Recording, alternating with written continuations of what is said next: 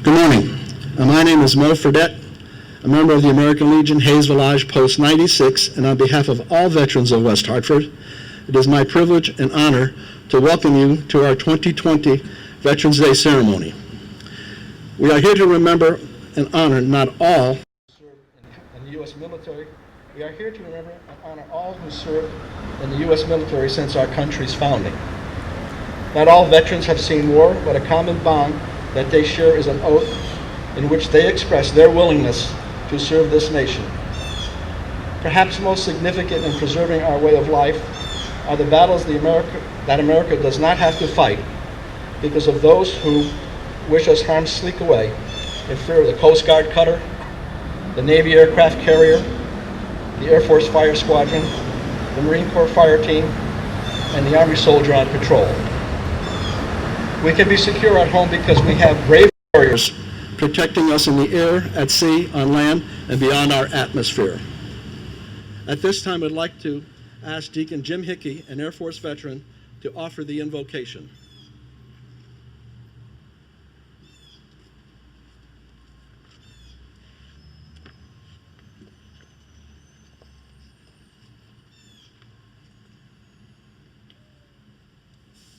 God of peace, we pray for those who have served our nation and have laid down their lives to protect and defend our freedom.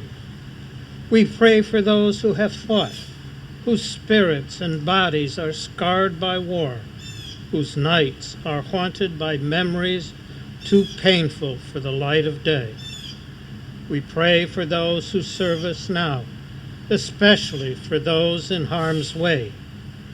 Shield them from danger and bring them home. Turn the hearts and minds of our leaders and our enemies to the work of justice and a harvest of peace. May the peace you left us, the peace you gave us, be the peace that sustains and saves us. Amen.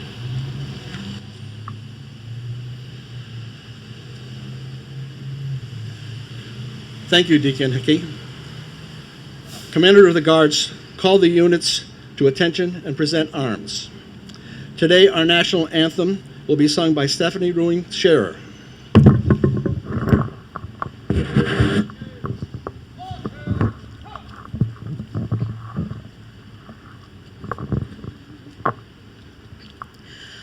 Oh, say, can you see by the dawn's early light what so proudly we hailed at the twilight's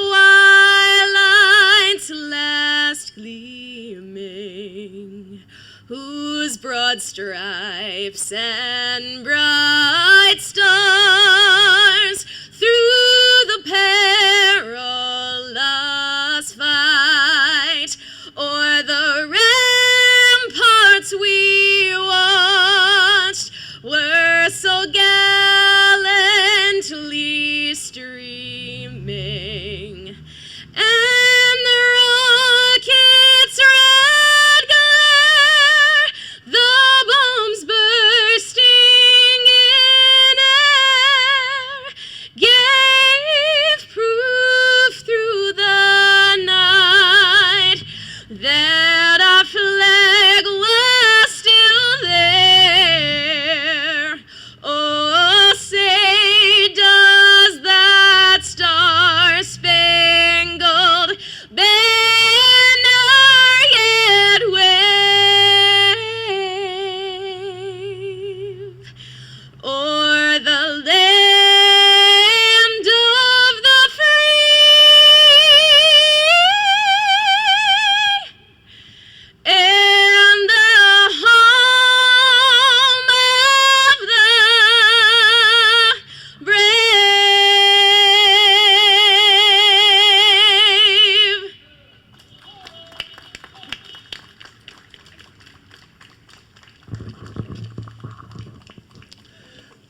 Thank you, Stephanie. Stephanie is a senior at Conard High School, and later in the program, She will be singing God Bless America for us. I'd like to take a moment to recognize some people who have joined us today. Our Mayor, Mayor Cantor, our State Senator, Derek Slapp, Town Manager Matt Hart, there he is, Town Manager Matt Hart, West Hartford Police Department Chief Reddick, West Hartford Fire Department Chief Priest,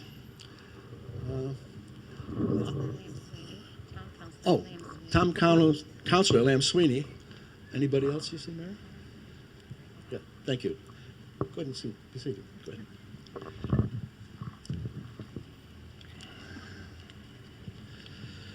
Our guest speaker for today's ceremony is Captain Heidi Ann Aloise Mooney, United States Marine Corps. Captain Aloise grew up in Bedford, New York, about 45 miles from New York City, and attended the University of Colorado Boulder, and graduated in 1994 with a bachelor's degree in environmental conservation. As a member of the university's Naval ROTC program, she applied to switch to the Marine Corps option at the end of her junior year. Excuse me, with a presidential approval to switch. She originally had considered the Marines she had considered not to consider the Marines as they had blocked women from serving in combat armed positions. With that block lifted in 1993, Captain Aloise requested the switch from the Navy to the Marine Corps and received one of 6 presidential switchovers granted that year. In her senior year, she had to make up all her missing Marine classes, graduate, and then attend Officers Candidate School before receiving her commission as a Marine Corps officer in 1994. After receiving her commission, she was selected as a combat engineer officer, and in September 1995, she left for Okinawa, Japan, as a second female combat engineer officer. She served at 9th Engineer Support Battalion as a platoon commander and then as Battalion XO, traveling to South Korea and other Southwest Asia for host nation support engineering and demining projects in Cambodia, Laos, and other countries. She was transferred to the States as an engineer officer and hazmat officer, where she helped manage engineering projects. As engineer officer, she supported base realignment and closure of 2 air bases in Orange County and was selected as the protocol officer, covering the 2 generals, and stayed in that role through the base closures. Captain Aloise was also responsible for creating program development for the entire West Coast, a comprehensive health program for Marines to evaluate 7 areas of health and wellness, including mental health, which earned her the Navy and Marine Corps Commendation Medal. She is also the recipient of several medals, citations, and campaign ribbons. Captain Aloise now Mooney moved to West Hartford in 2019 after 23 years in California to be close to her family. She has a daughter at Conard, a son at Cedric, and she is active volunteer in West Hartford Boy Scouts, Girl Scouts, Calvary Fellowship Church, and American Legion Post 96. Ladies and gentlemen, Captain Heidi Ann Mooney. You want this up here?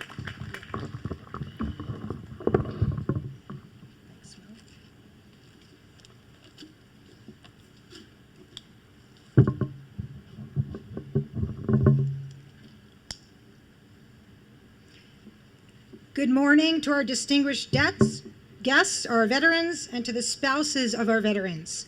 Thank you to the American Legion for inviting me to speak today, and to the town of West Hartford for allowing us to meet. Can all the veterans in the audience please stand up or raise their hands so we can recognize them?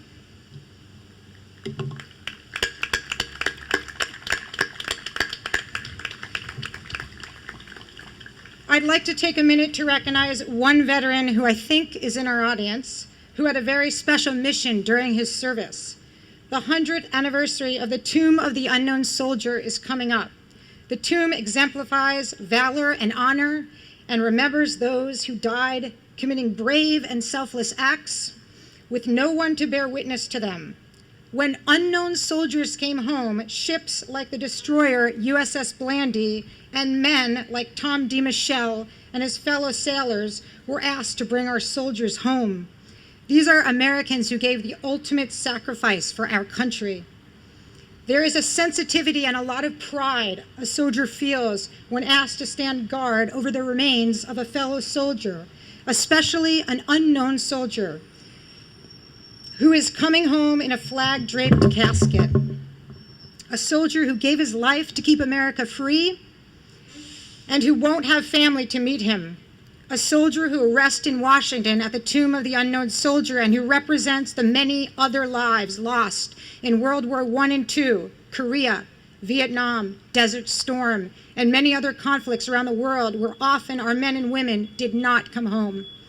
Many of us have had many family members who did come home, and it is possible that the unknown soldiers are the reason our loved ones came back to us.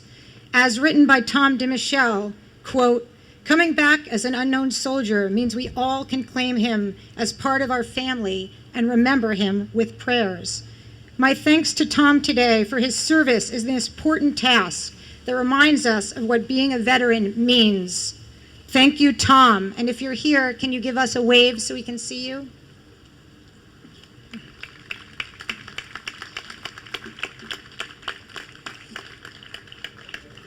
Veterans learn early on a lot about leadership. It's not always very easy to be in the military or to lead others, especially when you arrive to your first unit as a 22-year-old female, 5'2", 120 pounds, and they've never, ever worked with a female ever before. They certainly didn't know what to expect, and you try to just blend in. On my first day checking into 9th ESB Engineer Support Battalion in Okinawa, Japan, the battalion executive officer looked me up and down, and then at the 6-foot-tall Lieutenant Green next to me. And then he said out loud, "Oh my gosh, you look like a girl." Maybe he hadn't meant to say that out loud, and I just answered, "Well, yes, sir, I am." While Lieutenant Green, a Marine from the Deep South who spent the last year training with me, said, while laughing loudly and in a great Southern accent, "Of course she does, sir. But you better watch out, she's tough." I could have hugged him, but I didn't, as that's not the Marine Corps way. I was thankful, though, that my peer next to me really saw me no differently. I accepted that there were going to be generational attitude, and I just would have to win people over one by one. After that, I walked over to my unit, and Lieutenant Green walked to his. We each were assigned a platoon of 42 men. My staff sergeant was newly promoted and young. We shook hands inside his office, and then he took a step back, and his rich Alabama drawl, he said, "Ma'ams, I thought I was a minority," he said, "but yous are a big minority." And he smiled a huge smile, and he assembled the men to meet me. He was a fantastic NCO, and never let anyone give me any trouble. I was very lucky to have him by my side.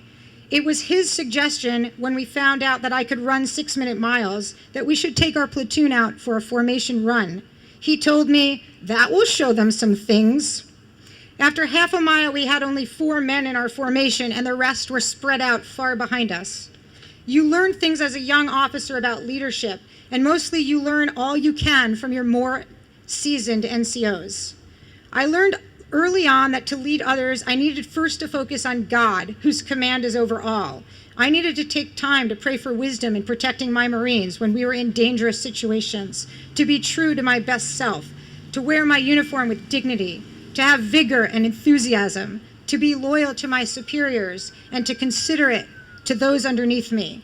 And most of all, for when I missed my mark, as many young officers often do, to have the courage to try again. To lead others, I also learned that kindness and gratitude go a long way. Besides my Marines wanting to see if I was tough physically by running fast or being able to do more push-ups than them, really what they cared about was whether I was kind and took care of them on a daily basis. When you are 23 years old and a gunnery sergeant comes in your office to tell you that his wife is leaving him and what should he do, you really don't know what to say. You haven't had the experiences that he has had in his 20 years of service. But he just cares about needing someone to have time to listen to him and to provide him with dignity. Being kind and thanking your Marines for the hard work they do and all the holidays they miss away from home is where you win hearts and respect. They don't care if you are a girl anymore. Just that you do your job and that you do it well and that you bring them home safely from operations. This is true in day-to-day life in corporate America as well. Be kind and thank others. Most of us learned this in kindergarten. To lead others, I also learned long ago that attitude goes a long way. Over and over in life, people would tell you that you can't do things. That can't be done, they might say. Or, we never did it that way before, you might hear. Don't listen to them. If you have a great idea, try it. Often my Marines would come to me with new ways to remove mines or to fix a truck or a new way to lay an explosive charge or to purify water, or they'd have an idea to save money and asked if we could try it. I was positive, and my attitude was always that I wasn't an expert, and I wanted them to show me how we could do things better, faster, and for less money. When someone tells you that something can't be done, that personally should be a huge driver for you. When anyone has said it can't be done, that just motivated me to prove them wrong and to find a way. In 1996, I made it my mission to help Marines to stop smoking. I created smoking areas away from our building entrances. I held smoking cessation classes, and this was not a popular concept. In 2006, 10 years later, while working in medical sales, I walked into a medical office in Laguna Hills, California. I made eye contact with an older man in his late 60s. He seemed familiar to me. On my way out, he asked me, "Were you in the military?" After a few minutes of talking, he said, "You are Captain Alois, and I am Master Sergeant White. I remember you, and it is because of you that I stopped smoking, but it was after my heart attack. I thought Captain Alois is gonna be upset with me that I didn't quit, and so I did it." And I was reminded in that moment that attitude helps you to believe in others, and it helps others to believe in themselves.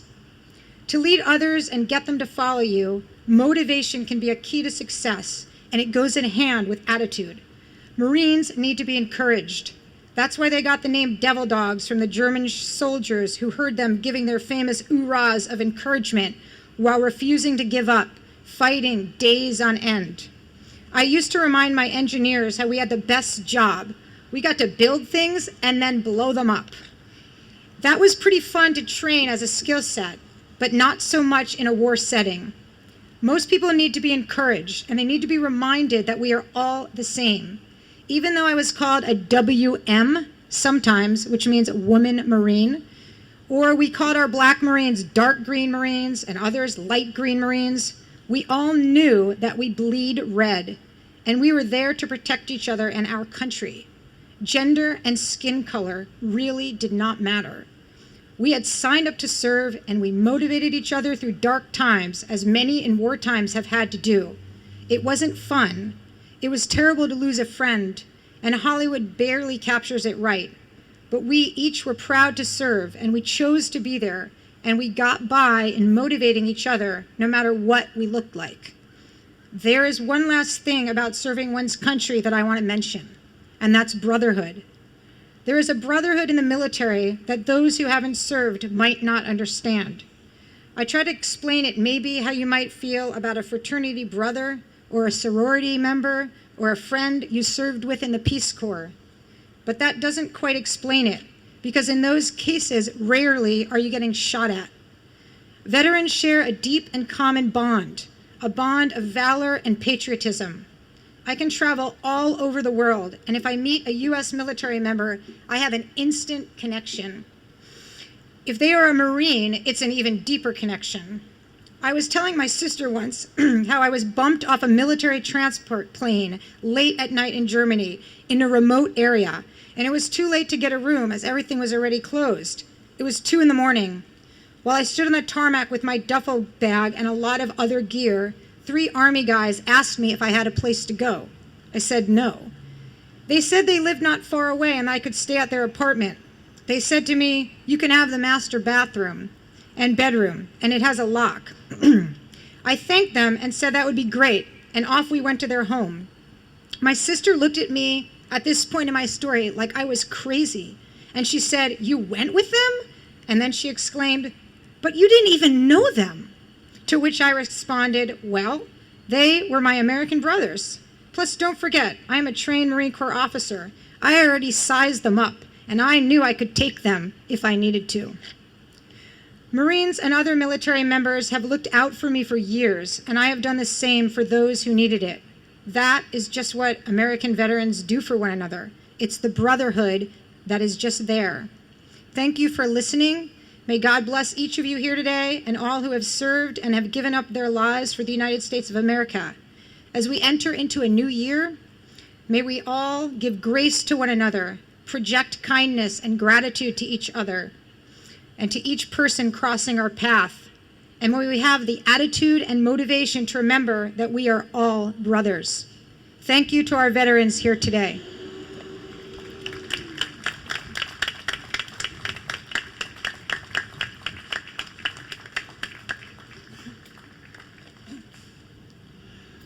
Thank you, Captain Mooney. Our next speaker, Senator Derek Slapp, was reelected last week as state senator of the 5th State Senate Districts. Congratulations, Senator. Senator Slapp had previously served one term as state representative for the 19th House District. He currently serves as the Deputy Majority Leader and Vice Chairman of the House of the Human Services Committee. He is a member of the Commerce Committee and the Higher Education and Employment Advancement Committee. One of his most important goals is enhancing an affordable, balanced, and sustainable biennial budget that meets the spirit, needs, and demands voiced by a wide variety of Connecticut citizens. He works across party lines to identify potential spending cuts and ways to make government more efficient wherever possible. Senator Slapp earned his MBA from UConn School of Business and a bachelor's degree in broadcast journalism, international relations from Syracuse University, where he graduated magna cum laude. Ladies and gentlemen, Senator Slapp.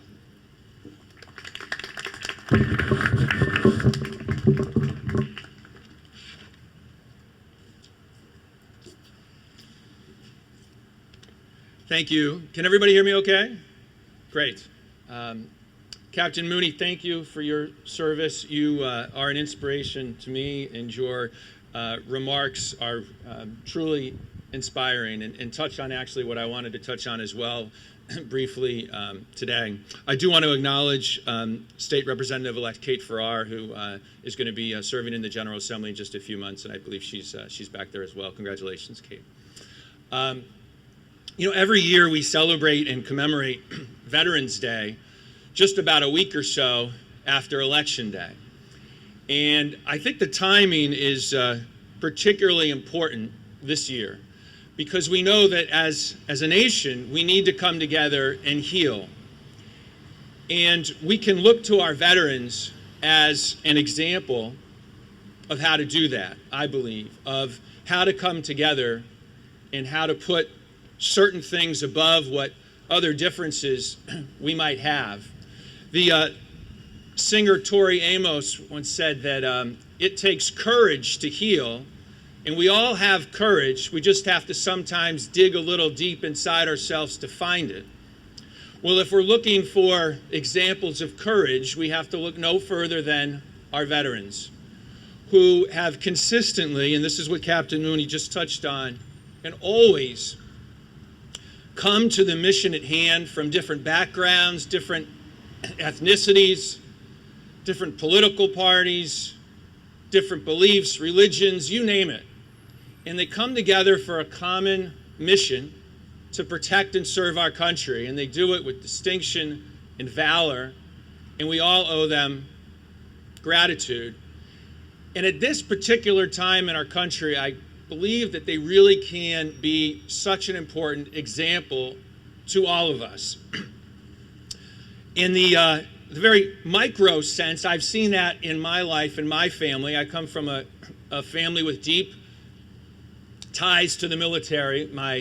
Both my father and mother served. My stepbrother served.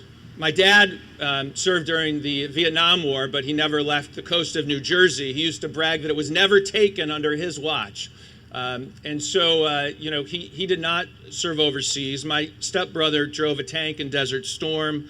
But it's my father-in-law and stepfather that I want to mention just briefly right now, they could not be more far apart in terms of their politics, different ethnicities, one from Oklahoma, one from New Jersey. I mean, you name it, the list goes on. But they were both submariners. One served on a fast attack submarine, and the other served on what I learned the definition of was a boomer. And they would get together at various family events, and they immediately found this bond, this connection, exactly what you were talking about, Captain.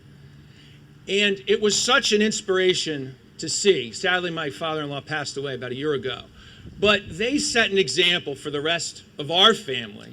And my belief today is that they do, and all our veterans for the rest of the country, of what we need to do is to be able to come together and find that common mission just like our veterans did. Let us, on this Veterans Day, strive to make our veterans proud of us, right? Of us non-veterans especially, with the courage and the grace that our veterans show and the dedication they've shown to our country. I think we need that now more than ever. So I say that with deep gratitude for the sacrifices that all our veterans have made. Thank you so much, and I will strive to make you all proud. Thank you.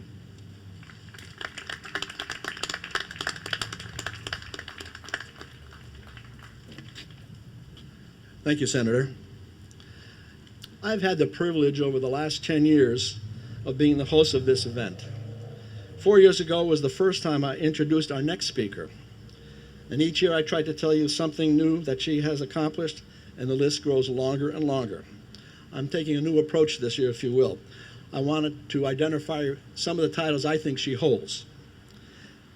In these times of the coronavirus pandemic, she holds the title of leader, with her voicemails to the community and a strong voice for following the protocols to our community. She also holds the title of ambassador, promoting the town of West Hartford here in the state of Connecticut and well beyond its borders. Trustee is another title she holds as a member of the Board of Trustees for our state flagship university, the University of Connecticut. There are two more titles I think she is very proud of. The title of mother to 4 young men and wife to her husband, Michael. Ladies and gentlemen, the title we know her best by, Mayor Sherry Cantor. You want this lower? You want this lower? Thank you. One other title he didn't say was petite. I first want to start, thank you so much, Mo, past commander and incredible leader for all of us and bringing us together. Mo is a dear friend, and I'm just we're so lucky to have him. I want to thank our police color guard that's here and our fire color guard that's here. This is a real community event. I also want to thank the people that had the foresight and commitment to make this place, this sacred place, this memorial here for us, from the King Philip War to the War on Terror, global war on terror. This memorial marks so much and is sacred to so many. I have a couple of bricks on this walk. My grandfather, who fought in World War I, my dad, who was a World War II veteran, and my nephew, who is actively serving in the Air Force right now. So I know the power of those individual stories, and the individual stories of Captain Mooney and what she has, a pioneer and a glass ceiling breaker, and the remarkable example that you've shown to all of us, and the important message that you send. So thank you so much for your thoughts. And obviously we have the beautiful voice of Stephanie again, and we're going to hear from her again. We're so lucky to have her. But it's the individual stories that really are so important and bring us to a place of true understanding. I do want to say that in this morning's Current, I was actually brought to tears by Jesse Leavenworth's article on Bob and Jimmy Elsner. And if you haven't read it, they're 2 of 4 brothers, which again, having 4 sons, I understand the bond there. They're 101 years old and 99 years old.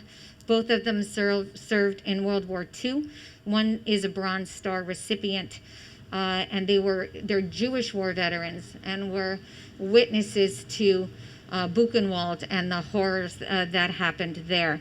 World War II, there were 16 million veterans. There are currently 325,574 as of writing of that article, but 296 of them die every day. Connecticut currently has approximately 44 veterans of this war alive. So this is really an important time for us to talk to those World War II veterans and remember their stories and take them with us. I just also want to give a shout out to my dear friend Ben Cooper, who has appeared before us many times. And if you haven't spoken with Ben, I think he's 97 right now. Please do, because you will see true humanity after seeing the worst horrors in humanity. But this message actually came from our town historian, and it's remembering a Veterans Day and one of our own residents, but it goes back a little bit in time. People who serve in the military played many different roles. Some are on the front lines facing bullets, and some are in support behind the lines, making sure those soldiers on the front have what they need.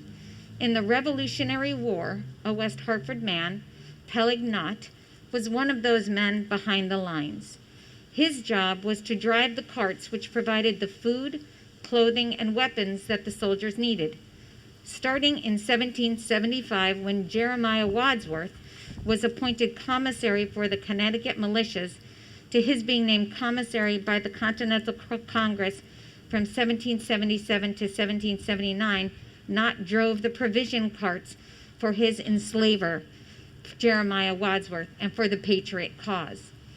With someone like Peleg Knott, who did not leave any records himself, we often have more questions than answers about his military service.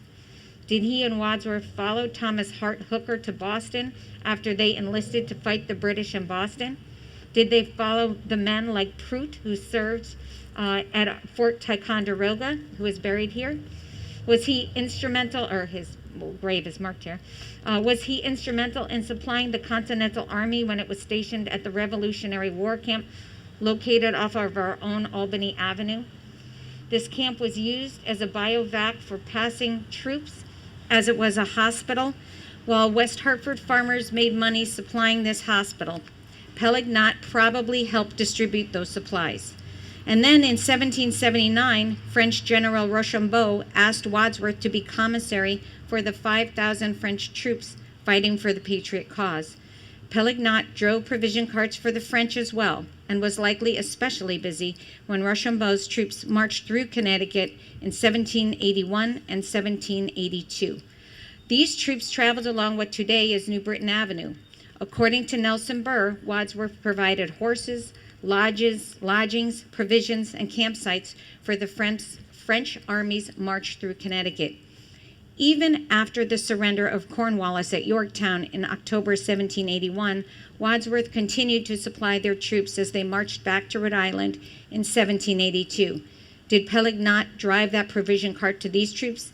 Did he learn some French to converse with the soldiers? We don't know those answers. For most soldiers, the transition back to civilian life is not always easy. Partly, I think, because of that brotherhood.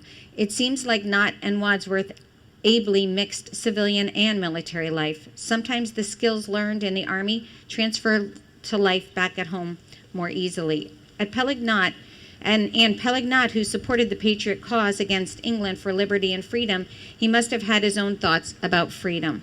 In 1780, Knott was elected Black Governor of Hartford. I didn't even really know about the history of Black governor, but the Black community, not having the ability to elect a governor, would elect their own governor. This yearly tradition, with its roots in the cultural traditions brought from Africa, allowed for some agency in the Black community. At the same time, the white governor, Jonathan Trumbull, was elected. Both free and enslaved blacks gathered in Hartford for the black governor ceremony, which attracted men from fifes, fiddles, and drums, and food for a few days of celebration. Knott must have been respected for his role in the war, as well as his work here at home. This honor made him a public figure who was soon freed by Wadsworth, some say in 1781, some say in 1793. Peleg Knott supervised Wadsworth's 150-acre farm in West Hartford on the southwest corner of Albany Avenue and Prospect Avenue. Picture the area east of Steel Road called Golf Acres, just to the north of Elizabeth Park. Wadsworth bought land in the West Division in 1777 and stocked it with sheep and began horse breeding here. His beef cattle went to the Patriot Army and then to Rochambeau's army. Some townspeople raised the question of him getting rich from being a commissary to the troops. In 1781, he had Knott and his men plant an orchard of 500 apple trees on the West Division farm with an eye on making cider. The land produced potatoes for market and grew clover in the orchard, marjoram, radishes, and cauliflower. Samuel Caldwell made an entry in his account book in December 1794 under Peleg Knott that Caldwell owed him for carting a load of wood from the mountain a half a pound, the equivalent of about $70 in that year, selling brandy, beef, and hay. According to one account, Peleg Knott was the most independent man in the West Division. Wadsworth had moved from enslaving to paying this man for his work. On Veterans Day, we have the chance to remember those who served our country, supporting those beliefs of freedom, liberty, and equality. And many veterans today look back on their time while they gave up everything on the home front to sacrifice for our country. Today, we tell the story of Peleg Knott, whose story has been lost to history over the past 250 years. The Witness Stones Project helps us to remember men like Prout, who died in the Revolutionary War at Fort Ticonderoga and whose name now appears on the War Memorial, and Peleg Knott, cart driver of provisions to supply American and French troops, to know that they too fought for our freedom and helped to define who we are as Americans. So as veterans make the hugest sacrifices that somebody can make, their time and their families can make in supporting them, and some of them the ultimate sacrifice, we can do our job to honor and respect the freedoms that they fought for. Treat each other with kindness, goodness, respect, and honor. And God bless America. God bless West Hartford. Thank you so much.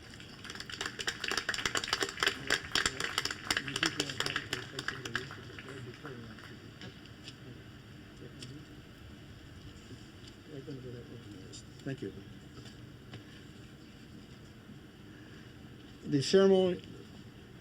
The ceremonial laying of a wreath at a grave site or memorial is practiced around the world. Heads of state, U.S. presidents, military, and veterans honor departed members of the armed forces or society by laying a wreath of flowers and greenery at the site. At this time, I'd like to ask the mayor and Captain Mooney to assist in the memorial wreath as it's presented. Presenting the wreath today are Michael DeLuca and Brendan Boyle of Hayes Village Post 96.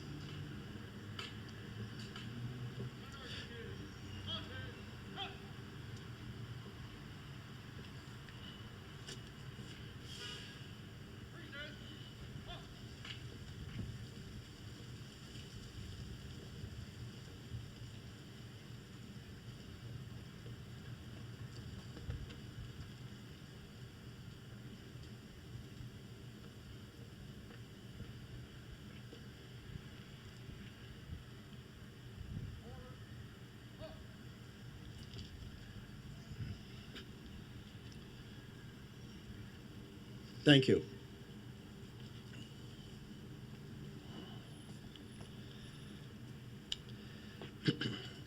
I would like to call forward Commander Patrick Harrell of Post 96 for a few words.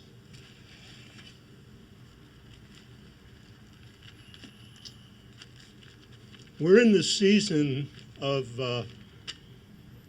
centennials. 2 years ago, at this site, we celebrated the closing of the war to end all wars in 1918. Last year, in 2019, we observed the founding of the American Legion on the heels of that great war. And coming up in 2022, we will be celebrating our existence for 100 years, American Legion Post Hayes Village, Post 96. And toward that end, in the next year and a half, we are going to be marching to 100. And we were able to secure the rights from the Rockwell Foundation to use Norman Rockwell's painting, The March to 100. And if you get a chance, come by and take a look at the poster. As we talk about centennials in today's paper, as the mayor mentioned, there's an article on Robert Elsner, who will be 100 on January 9th in 2021. And we had occasion to meet virtually with Robert, actually through his son, to present an award because Robert has been a member of our post for 75 years. So we presented him with a certificate and a nice plaque for that legacy. And in doing so, we were able to see some of the background for Mr. Elsner's military service. And I want to share this with you because I was so moved by the whole ordeal. And I think it's kind of fitting in this time because it's 100 years last year, in 2019, it was the centennial of the pandemic. And we're in another one now. What I want to share with you is a Western Union telegram that was sent to Robert from his parents from the Hubline Hotel in Hartford that no longer exists. But this was in 1942. And this is the telegram. Although not present personally, we are with you and your friends in spirit. May your future with the Army be as cheerful and as bright and as pleasant as is this evening in May. And may the same spirit of friendship which abounds tonight accompany you throughout your Army career. Love, Mother and Dad. They sent this telegram on the eve of Robert's departure for Europe in 1942. The mother had 4 stars on her window because she had 4 sons committed to what historians now claim the most destructive war in history. I was so moved by the positive attitude of this telegram, because I can't imagine what was going through their minds as they were sending their 4th son into that arena.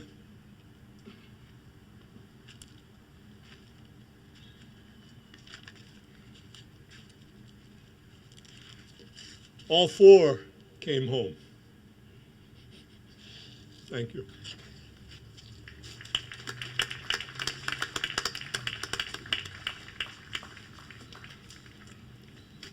Thank you, Pat. I'd like to thank our color guards, the West Hartford Police Color Guard under the command of Lieutenant Eric Ruchello, the West Hartford Fire Department Color Guard under the command of Lieutenant Ryan Shea. At this time, I'd like to invite Stephanie to the podium for singing of God Bless America.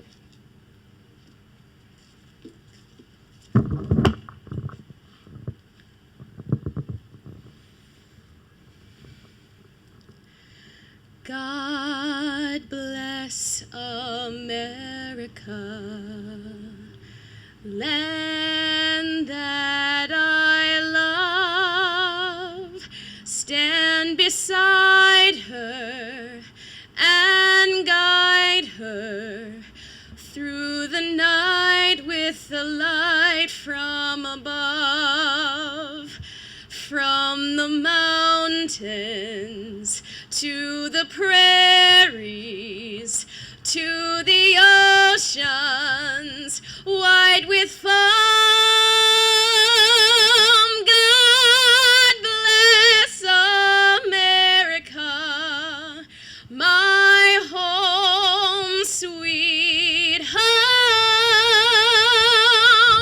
God bless America, my home, sweet home.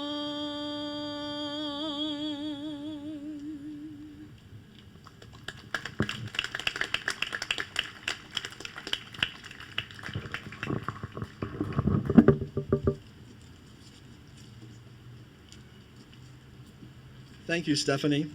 Stephanie is in her senior year at Conard High School. She told me she is in the middle of applications for college and is applying to schools for musical theater, a few schools for psychology and business. For her musical theater schools, she just finished her first rounds of auditions and hopes to be hearing back from those schools soon. Thank you again, Stephanie, and we wish you the very best. I would now like to invite Deacon Hickey to offer the benediction.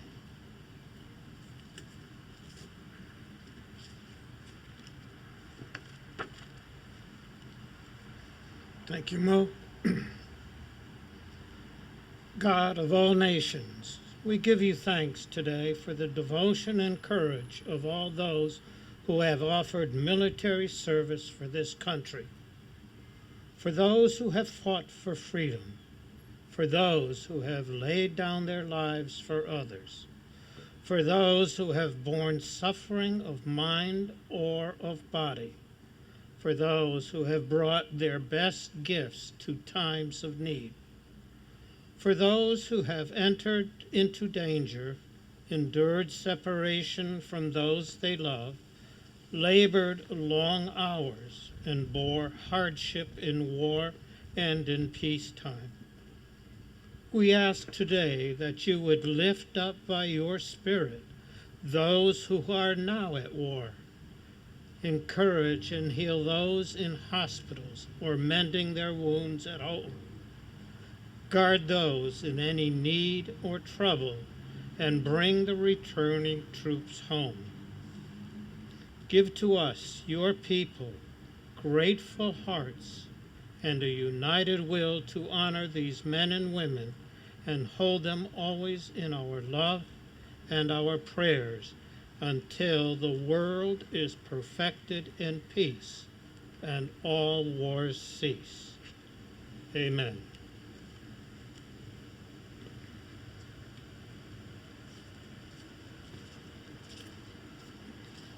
Thank you, Deacon Hickey. I would like to thank Andrew Mayo, Department Supervisor of Performing Arts for West Hartford Schools, for joining us today to render taps. Commander, bring the units to present arms.